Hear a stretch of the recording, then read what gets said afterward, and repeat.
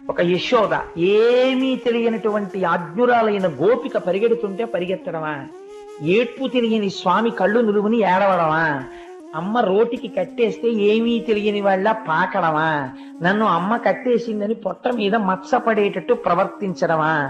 గోపవృద్ధులు పిలిచి చెంబు పట్రా అంటే పరిగెత్తుకెళ్లి చెంబు పట్రావడమా, అమ్మ దగ్గర భయం నటించి దాక్కోవడమా, మన్ను తినడమా, అక్రూరుడికి దర్శనం ఇవ్వడమా,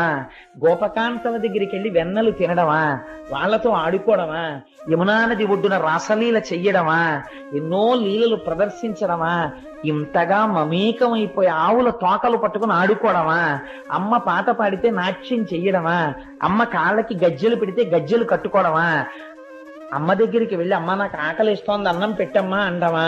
అన్నము తినడము ఆకలి వెయ్యడము ఒక వికారం, వికారములకు అతీతమైన వాడు వికారాన్ని ప్రదర్శించడమా, అమ్మ